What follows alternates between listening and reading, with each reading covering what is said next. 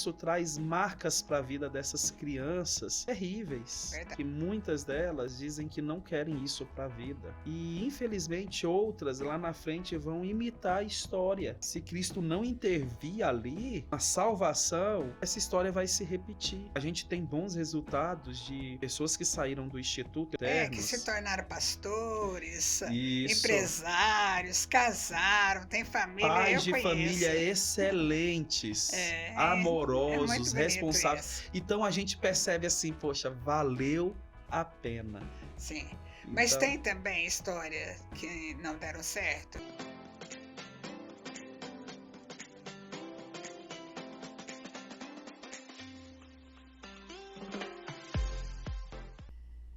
Esse é o programa Conversa de Sofá e você está aqui conosco mais uma vez. E você é muito importante para nós. Deixa seu like ou deixa também o seu comentário, porque isso é um retorno muito importante. Você está nos assistindo hoje, mas também você pode ouvir através do Spotify, como você quiser, no carro, às vezes fazendo seu almoço ali na cozinha, você pode estar ouvindo. Eu faço muito disso, e isso é muito legal. E hoje, esse programa é muito importante, porque você sabe que nós, como cristãos, precisamos de olhar com muito carinho para os órfãos. E hoje eu trouxe para conversar conosco o pastor Felipe, que é o diretor do Instituto Cristão em Anápolis, que é um instituto tradicionalmente conhecido, porque ele já é um instituto de muitos anos. isso. E que já passou por ali muitos órfãos, não só órfãos, mas crianças que precisam desse tipo de cuidado. Mas vamos então agora conhecer o pastor Felipe. Olá, um prazer estar aqui com vocês nessa conversa de sofá, né? Sim. Coisa boa. Então, eu sou diretor do Instituto Cristão, como a pastora falou, e Instituto Cristão existe há 71 anos, né? Ali na cidade de Anápolis. Ele iniciou aqui em Goiânia, né? Quando uma criança foi numa igreja que o pastor das nossas igrejas estava saindo da igreja e ela pediu para ele: pastor, eu preciso de uma casa. E aquilo motivou o pastor a abrir um orfanato que posteriormente a igreja levou para Anápolis, e hoje nós temos 71 anos de existência cuidando de crianças e adolescentes ali.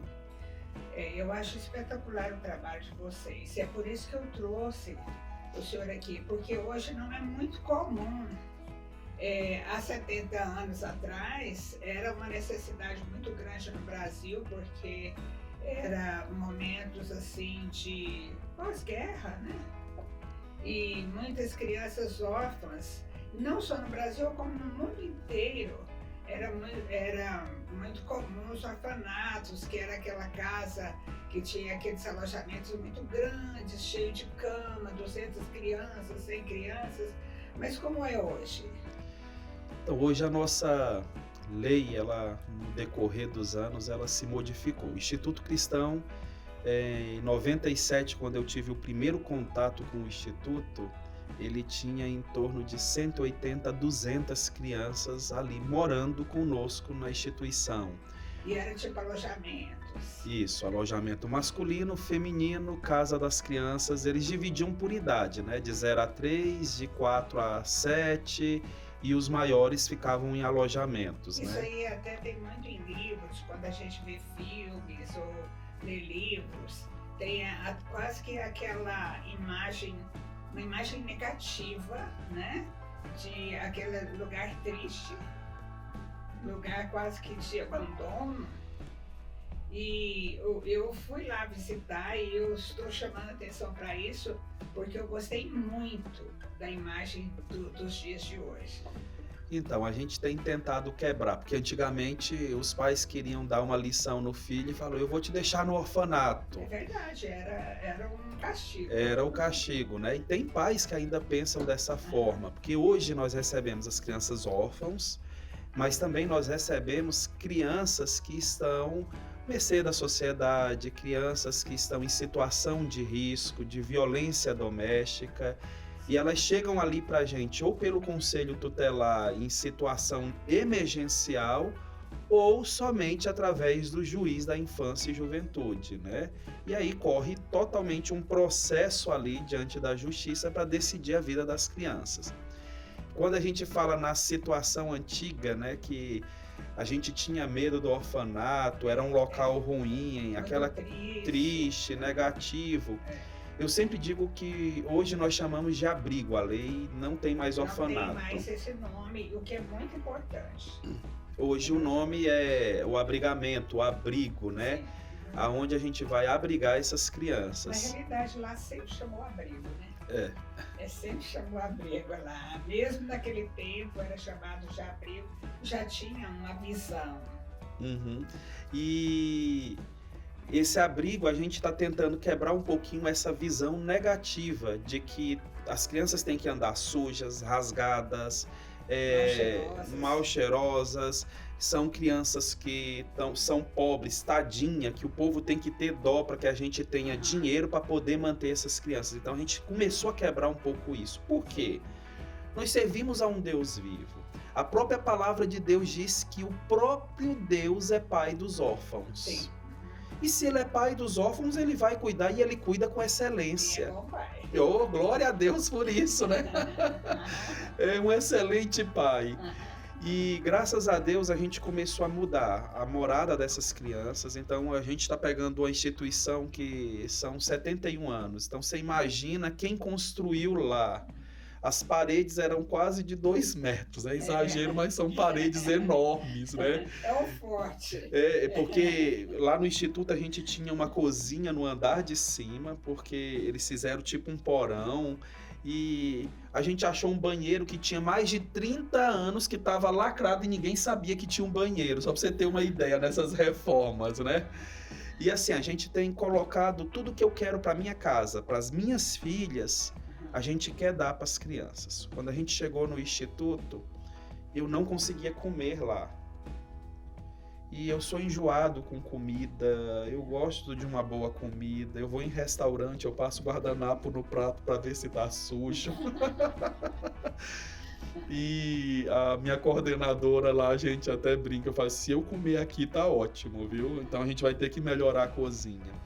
Hoje a gente tem as melhores comidas, a comida dá gosto de mãe, daquela casa de vó. Então nós fazemos lasanhas para as crianças, a gente tem churrasco e coloca picanha no churrasco para essas crianças, porque a gente quer que elas aproveitem também do melhor da terra. E como eu disse, a gente serve um Deus vivo. Nós almoçamos lá o dia que fomos visitar e realmente a comida é ótima. Foi mesmo, agora que eu lembrei. Foi muito, muito bom mesmo. Então, assim, a gente começou a querer mudar um pouco a história dessas crianças para que elas tivessem coisas boas. A gente ganha roupas boas, a gente ganha, os meninos ganham ali calçados bons. Por que eles não podem usar? Por que eles têm que andar fedido, que eles têm que andar sujo, com roupas rasgadas, para dizer que é de uma instituição? Então a gente não quer isso, a gente quer que eles sejam identificados pelo caráter deles, pela vida deles, que hoje eles são transformados por Cristo Jesus. E assim, eu fui lá visitar e gostei muito do novo sistema, porque nós falamos aqui sobre o sistema de 70 anos atrás, que eram os alojamentos, mas hoje vocês deixaram isso para trás e construíram apartamentos, casas. Sim. Para a gente poder ter mais crianças, e hoje Anápolis gera em torno de 400 mil habitantes. A gente, com o abrigo, tem 20 vagas. Então a gente fez o sistema de casas-lares, né? Que são divisões de casas para dar o aspecto de um lar realmente para essas crianças. Então a gente fez a Casa Lar Berçário, que é para os bebês de 0 a 3 anos de idade. Então nós temos 10 vagas, temos que ter um pai e uma mãe social para poder cuidar dessas crianças, temos que ter um assistente social, psicólogo, tudo para atendimento. E a gente não faz o trabalho só com as crianças, mas também com as famílias dessas crianças, porque a ideia de estar lá é temporário. Fica um tempo, mas a gente precisa tratar essa família para poder receber essas crianças. É porque também tudo foi acompanhando a época, o desenvolvimento, porque naquele tempo que ele foi construído, eram órfãos que eram colocados ali porque a mãe morreu, o pai morreu, coisa assim. Mas hoje não. Hoje é abrigo. Então tem que ter todo esse trabalho com as famílias, porque as crianças vão ficar lá um tempo e vão provavelmente voltar para a família. Algumas voltas, outras serão destituídas, né? Sim. Quando o pai não tem jeito mesmo, ele não quer mudança de vida, ele não oferece a segurança no lar para os filhos, aí o juiz toma a decisão de destituir do pátrio poder, né? Sim. Mas enquanto isso estão com a gente, conhecendo a Cristo. A gente fala que a nossa instituição, a gente entende que só quem pode reescrever histórias é Cristo Jesus. E a gente trabalha muito isso na vida dessas crianças, para eles serem bons filhos, para eles serem melhores nas escolas, para ter um futuro aí na frente, né? Então, quando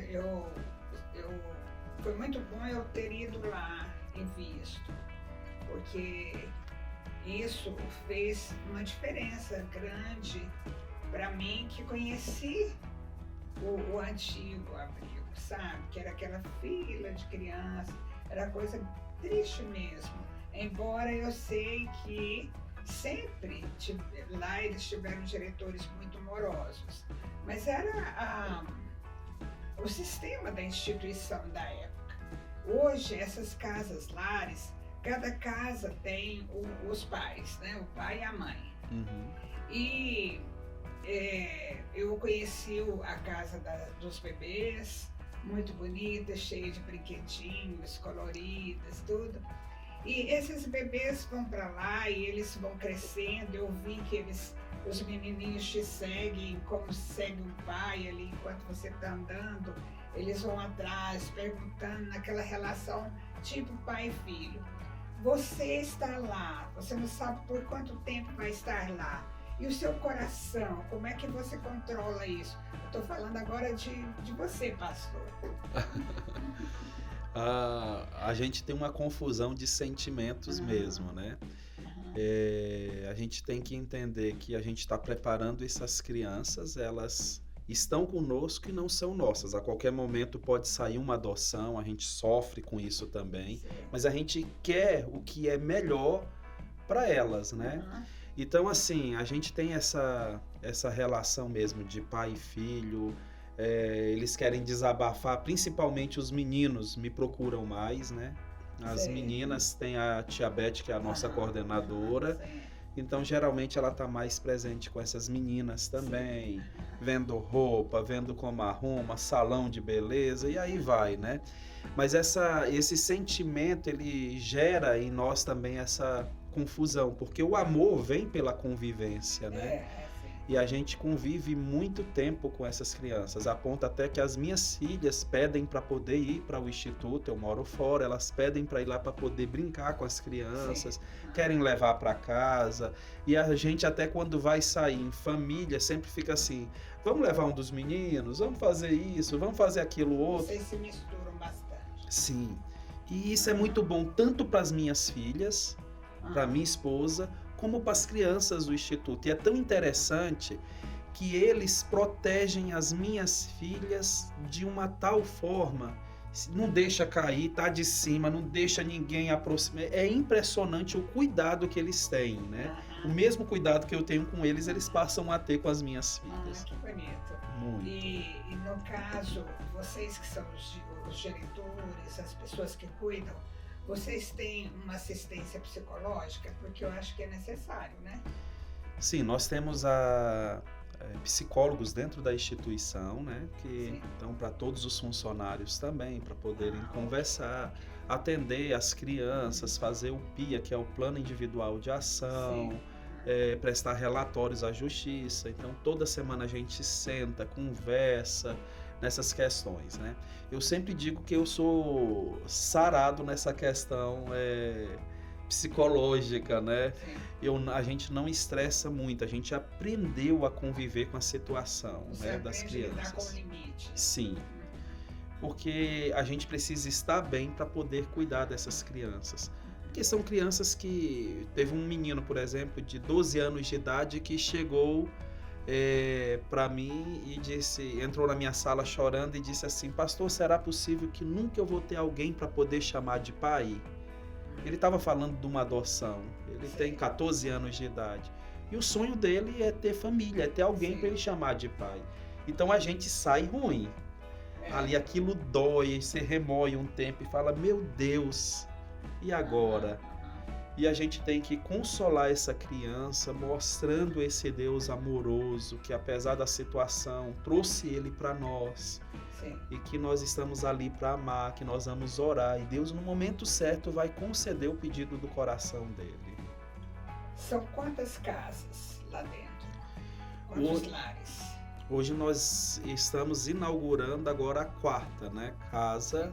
Nós estamos só terminando ali a reforma para colocarmos as meninas de 14 anos acima que estão trabalhando. É um projeto de independência para que quando elas saiam de lá, elas já saiam com perspectiva de administrar o dinheiro, de saber o que é que vai fazer e de ter uma profissão. Porque com 18 anos tem que sair. Isso que eu ia perguntar. Com 18 anos elas têm que sair. Sim. E elas têm para onde ir se elas saírem com 18 anos. Não foram adotadas. O lar delas, a família original delas, não receberam ela de volta. E aí, para onde que eles vão?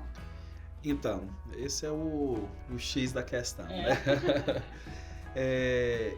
Tendo espaço, a gente tem uma república masculina e aí a gente não teve ainda caso dessas meninas saírem. No passado, a gente continuava 20, 21 anos para tentar ajudar dentro do instituto para poder ajudar, né? Nos meninos, eles saem, vão para a república se eles estiverem estudando e se eles estiverem trabalhando, das meninas da mesma forma. Só que nós já estamos trabalhando com as meninas essa independência antes. Para quê? Para que elas tenham essa segurança lá fora. Porque na minha casa, por exemplo, eu não tenho coragem de pegar a minha filha de 18 anos e dizer: você tem 18 anos, rua. Não tenho. Não é nossa cultura. Né? Não é. E por que eu tenho que fazer isso com esses meninos também que estão comigo e muitos deles desde 3 anos de idade? Né? Então eu recebi uma mensagem esses dias de um menino. Ele completou 18 anos e foi para casa dele, né? Voltou para a mãe. E aí a mãe me liga, não tá dando conta dele porque ele tá trazendo para dentro da casa todo o rancor, a amargura do passado, dela não cuidar deles. E aí ele mandou uma mensagem para mim. Aí ele fala: pai, eu vou mostrar para o senhor que eu vou vencer, que seus conselhos não foram em vão. Eu vou mudar de vida. E ele veio contando o que ele está passando. Aí eu perguntei para ele: compensou voltar? Ele disse: não, eu estou arrependido. Eu podia ter ficado perto do senhor que eu estava melhor e ter te ouvido. Então, muitas vezes esse adolescente sai da instituição e ele procura a família dele que ele não conviveu. E muitas vezes só para dizer: eu sabia que não ia dar certo, ou para trazer todo o rancor e amargura que ele tem dentro da alma de um abandono desde a infância até aquele dia que ele completa 18 anos, que parece que é libertador, e ele vai para a família para dizer: eu vou descontar agora. E a gente tem trabalhado um pouco isso no psicológico desses meninos, dizer: você não precisa, você tem a gente não vai te abandonar, a gente vai segurar na sua mão. Quando eles completam 18 anos, a fila na minha sala é muito grande. O senhor não vai me abandonar? Por quê? Porque eu tenho insegurança do mundo lá fora. E eu preciso de alguém junto. Então a gente dá o total apoio. Hoje a instituição assinou até um contrato com a Uni Evangélica, né? De que nós temos 2 vagas em qualquer dos cursos da Uni Evangélica para crianças egressas do Instituto, com exceção de medicina e odonto, que são cursos muito caros. Mas esses meninos hoje já têm uma possibilidade de entrarem numa faculdade. Sim, e se eles entrarem na faculdade, eles vão morar na República? Sim.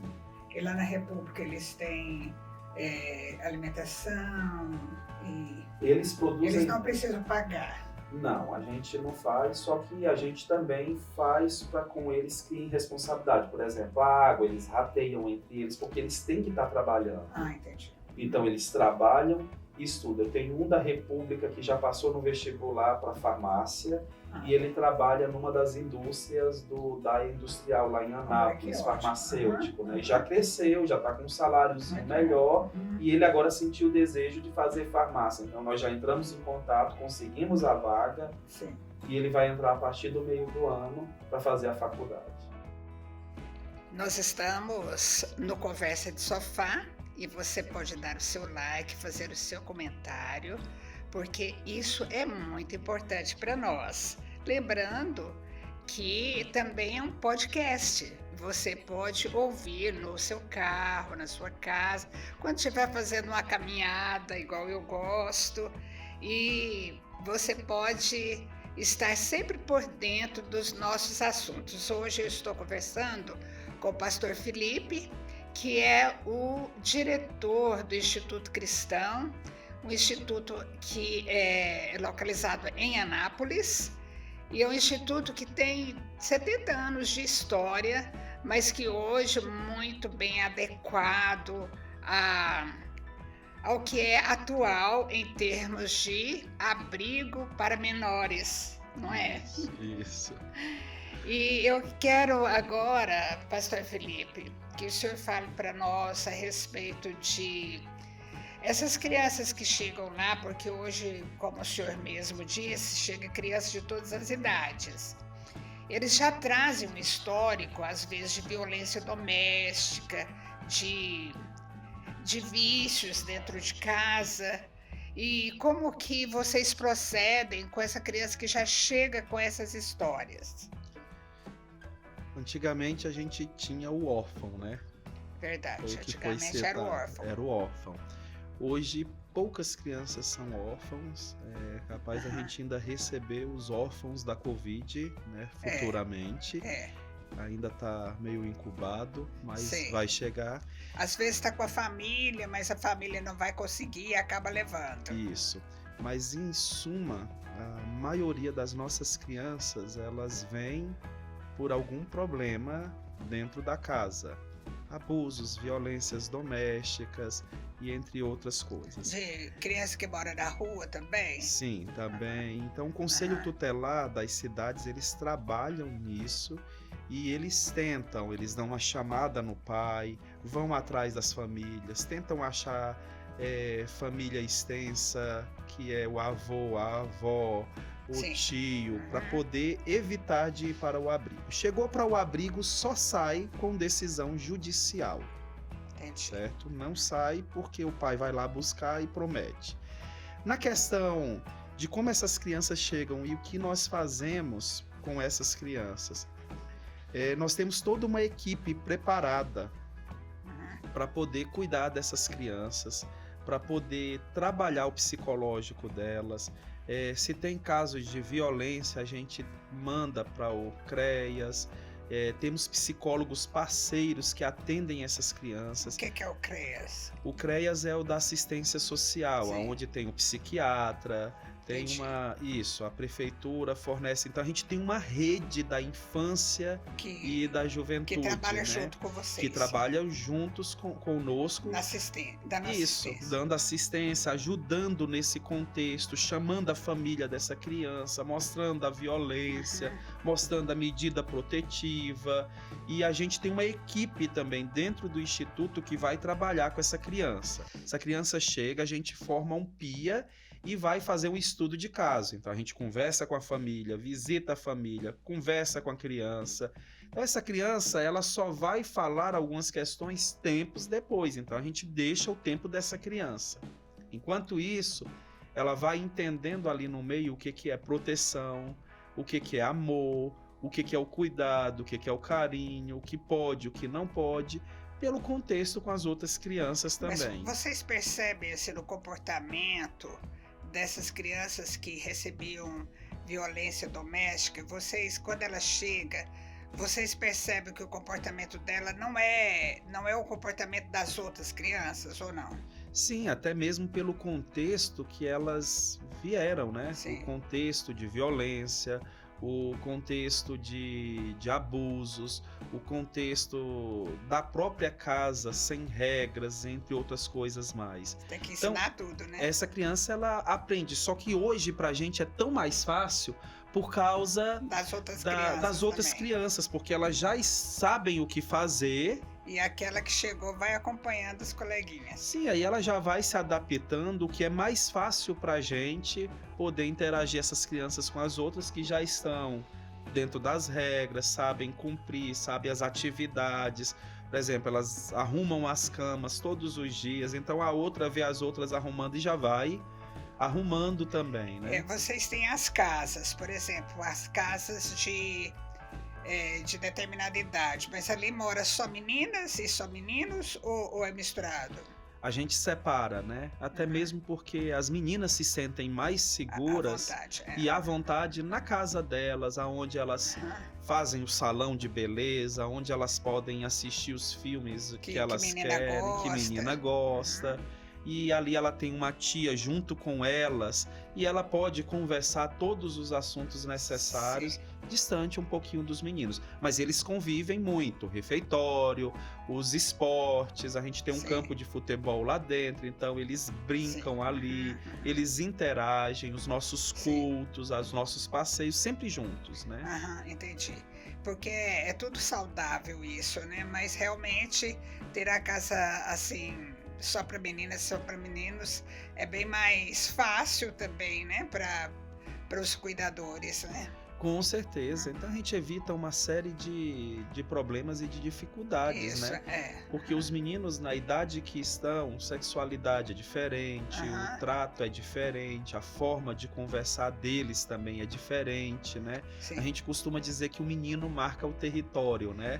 Ele gosta de marcar o território. Já a menina, ela vai mais na delicadeza, por exemplo.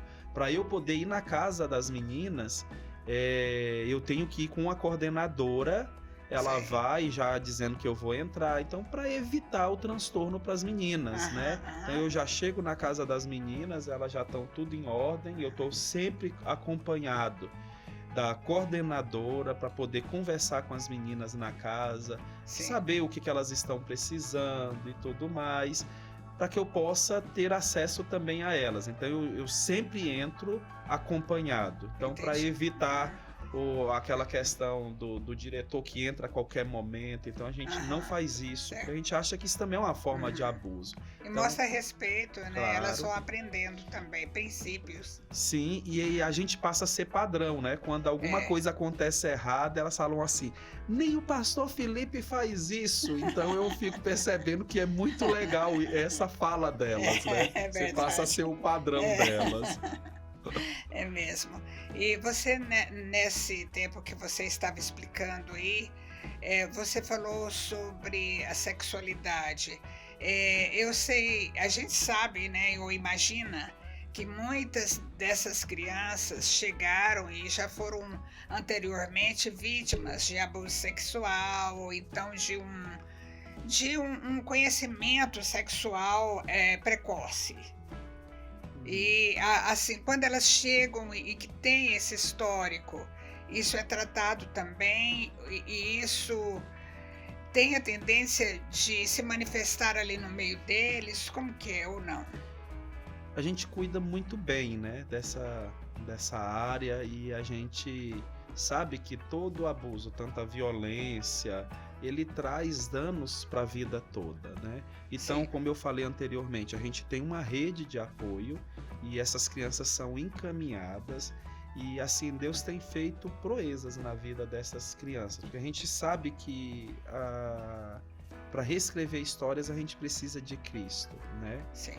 Então, a gente quer oferecer para essas crianças um futuro melhor, algo melhor no futuro e no presente também, no hoje, né? com tantas marcas, com tantas dificuldades, mas a gente sabe que a gente pode reescrever. Eu sempre digo que amor nunca é demais, né? E a gente não tem ali crianças da quais a gente não cuida e não trata como filhos amados.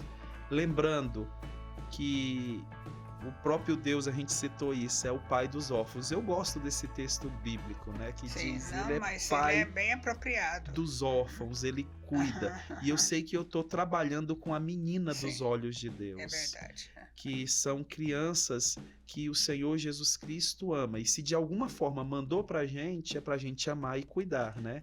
Então, nessas questões de abusos, da sexualidade, o que eu posso dizer? Isso traz dano à vida toda, mas precisa ser reconstruída uma nova imagem. A criança entender que ela não é culpada. Hoje, por exemplo, eu saio com os meninos, tanto do instituto como com as minhas filhas, eu observo todo o ambiente. Se quer ir no banheiro, mamãe acompanha. Se quer ir em tal lugar, mamãe vai junto, ou eu vou ter que ir para o banheiro familiar para levar as minhas filhas, para não deixar só. Tá. Então ficam alertas as famílias. A gente não sabe quem é o abusador. É verdade. O abusador pode estar ao nosso lado. Hoje eu tenho me preocupado muito com igrejas, né? Porque a gente tem a ideia da igreja ser um lugar tão seguro.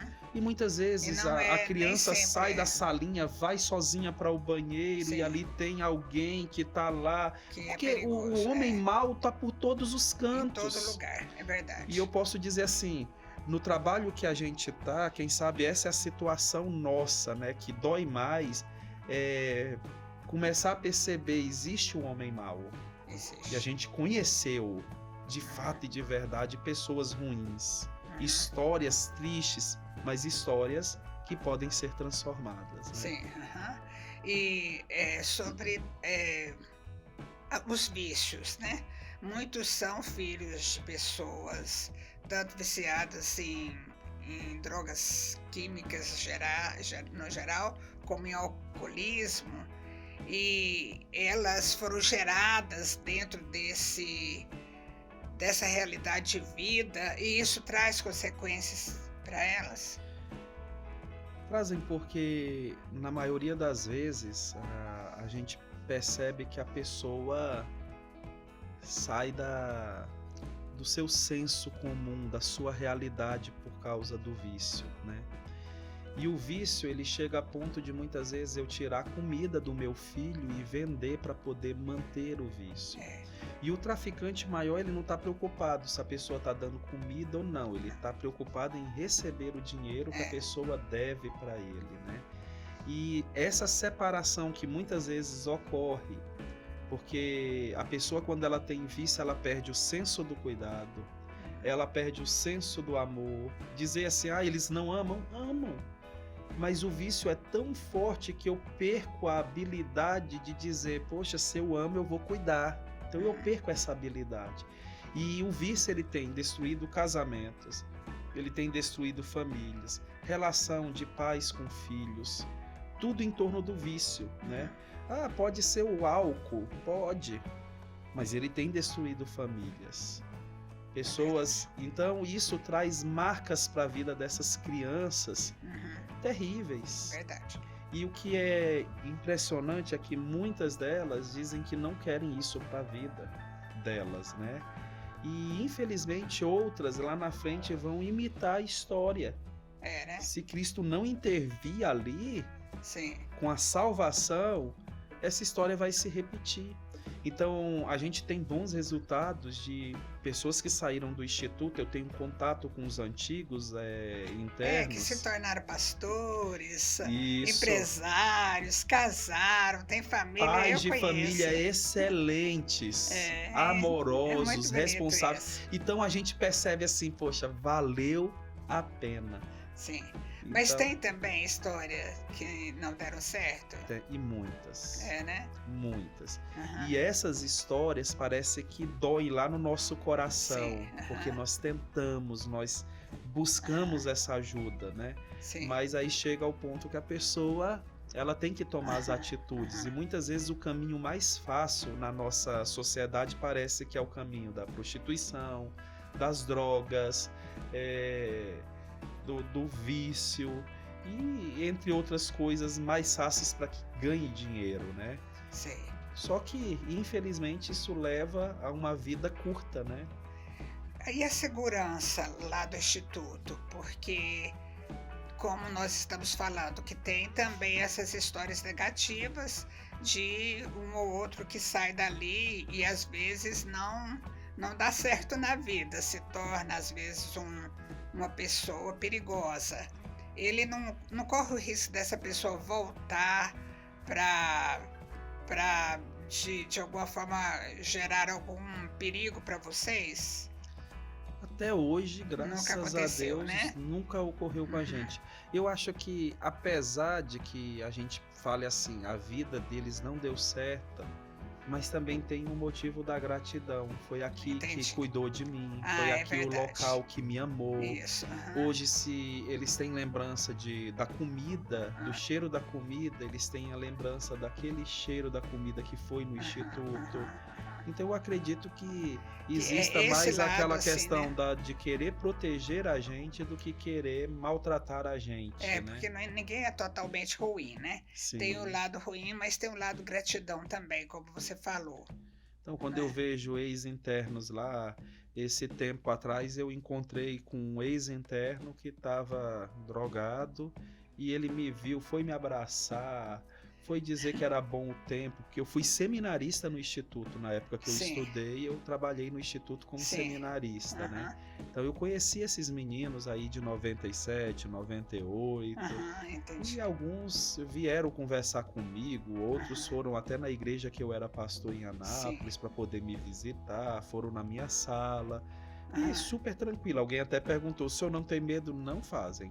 Porque quando você dá amor, você cuida, normalmente a atitude é de gratidão, normalmente. Mas assim, graças a Deus com a gente nunca teve, que eu me lembre, não. Não existe mágoa no coração, existe só gratidão. Então tem esse lado até protetor, talvez. Tem até aquele processo da criança que quando sai, o adolescente quando sai do instituto, ele diz, nunca mais eu quero voltar aqui, eu não quero isso pra mim, porque aqui dali traz imagem da história dele, né? Sim. De abandono, uma história triste, que marcou a vida dele muitas vezes negativamente. Não que a instituição tenha sido negativo, mas a história no geral, né? Sim. Eu sempre gosto de brincar que mas a instituição... Mas eles acabam voltando para visitar ou não? Sim, esses dias eu até recebi um senhor que morou lá no Instituto há muito, muito tempo atrás, né? E aí ele falou, olha, debaixo dessa árvore eu chorava, aqui eu fazia isso, eu já subi. Aí ele foi contando a história, hoje ele tem filhos médicos, ele tem filhos bem-sucedidos, foi excelente pai, e aqui dali me chamou a atenção, dizer, nossa, você muito viveu bom, aqui, né? E reescreveu a história, né? Isso. E nós sabemos que lá é denominacional, não é? Sim. É uma instituição da cristã evangélica. Isso. Mas vocês recebem ajuda de outras igrejas e pessoas particulares? Como que é a sobrevivência de vocês? Tudo que vier a mim, de maneira alguma lançarei fora. Então, brincadeiras à parte... Mas a gente recebe ajuda de órgãos públicos, de igrejas. As igrejas, assim, têm sido grande bênção na nossa vida para nos ajudar. Então, as pessoas que puderem nos ajudar, a gente agradece mesmo. Pessoas individuais que pedem para pegar oferta na casa, a gente vai, busca, outras depositam, outras deixam cestas básicas, deixam comida, deixam mantimentos, ligam, perguntam o que mais precisa que a gente não ganha, para que a gente possa oferecer isso para as crianças. Então, você pode contribuir com o Instituto Cristão de Anápolis, e o Anderson, que é o nosso cinegrafista e nosso auxiliar, nosso tudo aqui nesse programa, vai deixar a descrição aí para que você possa pegar o Pix para mandar a sua contribuição e também o Instagram do Instituto para você poder acompanhar o movimento deles, os acontecimentos ali. E você vai ser muito abençoado deixando a sua oferta, eu tenho certeza disso, porque uma oferta é uma semente. Com certeza, viu? E como é importante, né? Porque muitas vezes a gente não tem como fazer muitas coisas, né? Sim. E o pouco faz muito ali na instituição. Sim. E faz grande diferença para nós podermos cuidar das crianças. Sim. E a gente quer aumentar o número, né? Mais crianças atendidas e tendo as vidas transformadas para a honra e glória do Senhor Jesus. E cada ouvinte, né? Aqui, cada pessoa que está assistindo, ela pode ser bênção na vida de uma criança, apoiando o nosso trabalho ali, que é um trabalho sério, é um trabalho que pertence a uma igreja evangélica e é um trabalho também missionário, né? A gente tem o intuito realmente de transformar vidas através do poder de Cristo Jesus. Então, se puder, se você tiver com o coração aberto, jogue essa semente ali, nos ajude a transformar vidas para a honra e glória de Jesus. É verdade, porque às vezes as pessoas ficam perguntando para Deus, Deus, eu quero ser útil no reino, como que eu posso ser útil no reino? Eu não sei pregar, eu não sei ensinar crianças, eu não sei cantar, eu não sei tocar, mas você pode ser um contribuinte com a obra de Deus e isso vai fazer muita diferença e você está ajudando o reino. Não é? Com certeza. E a igreja do Senhor Jesus, os crentes em Cristo Jesus e os nossos ouvintes podem ser servos úteis, né?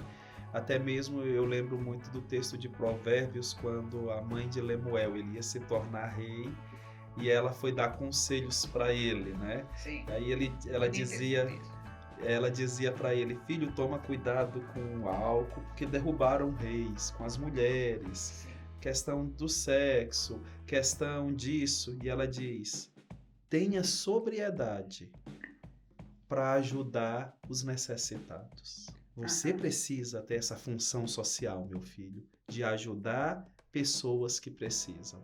Então eu pensando um pouquinho nesse texto dela, nessa carta, eu falo que até uma carta dela para o rei, né? Sim. E ela foi muito sábia em dizer isso, né? A gente precisa realmente ajudar o necessitado. Isso é em Provérbios 31. 31, né? Isso, Provérbios Sim. 31. Às vezes é mais famoso do 10 em diante, mas o início do 31 é essa carta e é muito bonito. Sim, conselho da mãe para o filho, pertinho do Dia das Mães, né? Então tá aí, o conselho de mãe para filho, né? É verdade. Então as mães têm que aconselhar, têm que falar mesmo. E como é importante isso? Ela diz ali, olha, se preocupa com o social, com os necessitados. E muitas vezes uma das formas que a gente tem visto hoje dentro de Goiânia, Anápolis, essas cidades maiores, é que tem muita gente pedindo nos sinais. Verdade. Aumentou o número até de crianças pedindo em Sim. sinais. Eu sempre tenho aconselhado, é aonde eu tenho ido, eu tenho falado, gente, não dê dinheiro para criança, tenta descobrir essa história. A gente precisa tirar tempo para poder descobrir histórias. Sim. E muitas vezes atrás dessa história de uma criança no sinal tem um abuso, tem uma violência doméstica. Sim. E a gente precisa conhecer para livrar essa criança dessa violência doméstica. Daquela escravidão que ela vive. Ou tem realmente um pai necessitado e é papel nosso como igreja de ajudar. Sim. Então a gente precisa conhecer histórias para mudar histórias. É mesmo, muito bom essa sua palavra. E agora nós estamos já caminhando para o fechamento da nossa conversa. Tudo que você quiser deixar de mensagem para aquelas pessoas que estão assistindo o programa, você pode deixar, porque é uma oportunidade única que nós estamos tendo, viu? Não é comum nós trazermos, é a primeira vez que eu trago aqui na Conversa do Sofá um diretor de uma instituição que cuida de menores, que eu falo? Abandonado, carente? Vulneráveis. Isso. Hoje é mais o termo usado, é o termo né? certo, né? Vulneráveis. Sim. Então, Eu sempre, por onde eu ando, por onde eu falo da instituição, eu sempre digo que a gente tem formas de amar. A gente tem formas de transformar vidas, né? A gente trabalha com aquilo que é importante para Deus. Eu sou apaixonado por igreja. Eu gosto de pregar, eu gosto de estar no meio da igreja. E quem sabe hoje dentro do Instituto a minha igreja reduziu. A minha igreja é uma igreja intensa, mas eu sei que é uma igreja que precisa ser amada e ela só vai conhecer o amor de Cristo Jesus quando nós dispomos em amar essas crianças que muitas vezes estão vulneráveis realmente, mas também que tem um coraçãozinho tão bom, tão maravilhoso para ser trabalhado. E toda pouca atitude para essas crianças são muitas. Quando a gente chega lá, eles falam assim: tio, só um abraço. E aquilo vai... Não muda a vida deles, muda a minha. Hoje eu falo que eu sou uma pessoa melhor por causa dessas crianças que chegam para mim e vão lá na minha sala e falam assim: eu posso entrar só para te dar um beijo? Pode. Nossa. E aquele beijo muda a minha vida, é a minha história. De dizer, nossa, como eu preciso ser um pai melhor, como eu preciso ser um marido melhor. E eu vou deixar os filhos aqui, aqueles que têm família, valorize sua família. Porque tudo que as minhas crianças querem é ter uma família, eles lutam, eles querem ser amados, muitos querem ser adotados para dizer, eu tenho um pai, pastor, esse é meu. O senhor falou uma palavra aí que nós quase não falamos no programa, sobre adoção. O sistema de adoção no Brasil, ele é muito complicado. Eu vejo muitas pessoas que querem adotar uma criança e ficam numa fila de adoção por anos. O que o senhor orienta a respeito disso? Hoje nós temos um sistema, vamos dizer que é um sistema único de adoção, né? A pessoa faz todos os cursos no Juizado da Infância e da Juventude e ela entra numa lista nacional. Então ela decide como é que ela quer a criança, desde a cor, desde dos olhos, ela dá as características e de idade. É claro que uma fila para crianças de 0 a 3 anos, ela é muito, muito grande, né? De 0 a 4, 5 anos ainda é muito grande. Sim. E a adoção tardia, ela não é tão presente no Brasil. Então tem algumas pessoas que, por exemplo, numa adoção tardia entram questão de 1 mês, já sai uma criança para ela poder conviver com essa criança. Sim. Então, eu sei que a fila de espera de adoção ela é maior do que o número de crianças que tem para adotar. Sim. Até mesmo por quê? Porque até essa criança ser destituída e entrar para a adoção é um processo longo. A gente acompanha muitas vezes esses processos. São processos que a família recorre e a justiça ela vai correndo aquilo até a gente ter convicção, o juiz que tem que julgar isso, ter convicção de que é momento de destituir, né? Pela lei, a gente fala em 18 meses que a criança fica abrigada e esse tempo pode ser, dependendo do caso, aumentado, né? Então, essas questões, a justiça ela precisa decidir. Então, se a pessoa tem o intuito de adotar, entra na fila, coloca os dados certinho e precisa aguardar. Quem sabe esse tempo é grande. Eu tenho um amigo que colocou para um filho, ele voltou do Rio Grande do Sul, se eu não me engano, com 4. É mesmo? Porque tinha irmãos. Aham. E aí foi falando, era 2, depois foi 3, depois foi 4, ele levou os 4 com ele, Os né? irmãozinhos. Os 4 E irmãos. lá do Instituto, saem sempre criança para adoção ou não? Hoje nós temos algumas crianças para adoção, não estão todas as crianças para adoção. Sim. Porque o processo de adoção ele demora um pouquinho mesmo. Sim. Ele tem um estágio de convivência e ele tem um estágio em que a criança vai morar durante 6 meses com a família, né?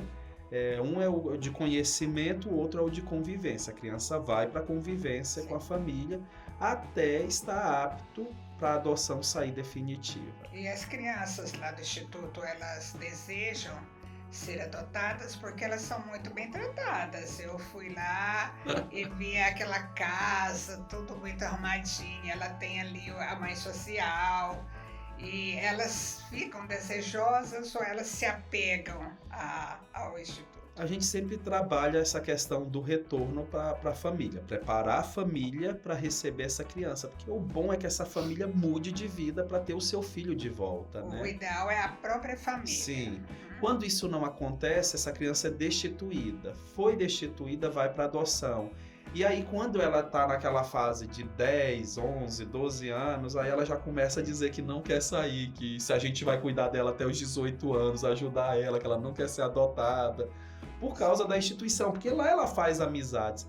Mas nessa fase do processo em que ela é destituída, a gente sempre aconselha a tentar ter uma família, porque família é tudo de bom. Então a gente sempre vai mostrando esse lado para a criança.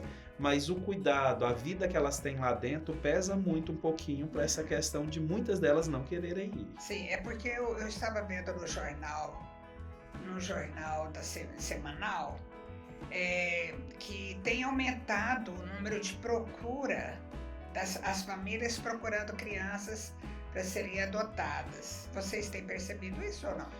Pra gente, como pra gente só chega... Já chega tudo pronto. E já chega pronto. Então esse processo todo é feito na justiça. Vocês não veem isso. Com a equipe técnica do juizado. Então elas encaminham pra gente, pra minha equipe técnica, acompanhar a primeira parte só, Sim. né? Mas assim, como a gente hoje não tem muitas crianças já aptas para adoção, são pouquíssimas crianças, com a gente não dá, porque o próprio sistema faz o casamento da família com a criança. Entendi. Então vocês não escolhem também a família que aquela criança vai, nem a família escolhe uma criança lá do Instituto, ela fica ali no geral, vai vir criança para ela de algum lugar, mas... Antigamente facilitava-se, que era feito direto com a instituição, passava para o juiz e o juiz aprovava, né? Casal, bem antigamente era assim, mas já tem muito tempo que vai pelo sistema de adoção. E eu cortei, né, quando o senhor estava dando a sua mensagem, quando o senhor falou a palavra adoção, eu lembrei que nós não tínhamos falado muito sobre isso, mas então... Pode fazer a sua conclusão. Desculpa ter cortado. Tudo bem, mas foi muito bom, né? Então eu só estava concluindo mesmo, dizendo que a gente precisa valorizar as nossas famílias. Você que tem sua família, ame mais, cuide mais, proteja mais. Porque tudo que a gente tem vivido dentro da instituição é pensando que essas crianças, o que elas mais querem é família. O que elas mais perguntam, por que a minha família não era estruturada? Por que minha família não estava dessa forma? Ou por que minha família não tinha Jesus? Porque se tivesse Jesus não teria acontecido o que aconteceu. Mas é tão interessante também ver por outro lado, se Deus permitiu, eles falam isso. E graças a Deus ele me colocou nesse lugar para poder me amar e cuidar da minha vida. Família, ame seus filhos intensamente, ame sua família intensamente, aproveite cada momento. Se Deus te deu, valoriza. Me dói muito ver pais bons, mães boas, mães cuidadoras e os filhos totalmente revoltados contra essa mãe, falando palavrão, palavras de baixo calão para a mãe, para o pai. Não. E a palavra de Deus diz que os seus dias vão se multiplicar se você honrar seu pai e sua mãe. Então honre, aproveita esse momento para poder honrar sua família, cuidar dos idosos, tantos idosos abandonados, dedicaram uma vida e estão abandonados hoje. Então a gente precisa amar intensamente. A gente tem 2 polos e eu quero cuidar ainda de idoso também, viu? Em breve. Que são os idosos que foram abandonados. Sim. E as crianças que estão em vulnerabilidade. Sim. Vulnerável para encerrar a vida e vulnerável para iniciar a vida. A gente precisa acabar com esse contexto, né? Com essa história nossa. A gente precisa cuidar bem dos nossos idosos e das nossas crianças. Sim. Pastor, muito boa a nossa conversa, muito boa mesmo. E eu acho assim que seria bom nós concluirmos a nossa conversa aqui hoje com uma oração, porque essa abordagem final que o senhor fez sobre mais amor nas famílias, mais saúde nos relacionamentos. O senhor poderia orar pelas famílias agora para nós concluirmos a nossa conversa? Claro. Vamos orar então. Senhor, nos prostramos diante da Tua presença e diante de tudo que foi conversado. Nós sabemos que a situação é clara e central, está na família. E nós intercedemos agora por essas famílias. Ó Deus maravilhoso, que o Senhor cuide de forma especial e poderosamente transformando essas situações. Muitos dos que podem estar nos assistindo podem estar com problemas conjugais, problemas na educação dos filhos, que não tem sido uma coisa fácil, mas precisa ser prazeroso na presença de Deus. Pessoas, ó Deus, que abandonam a família, que colocam em vulnerabilidade os filhos devido aos vícios. Transforma essas vidas pelo Teu poder. Ó Deus maravilhoso, nós confiamos e sabemos que a Tua palavra ama a família. E nós sabemos que para poder ter uma igreja forte, nós precisamos de famílias fortes transformadas pelo poder de Cristo Jesus.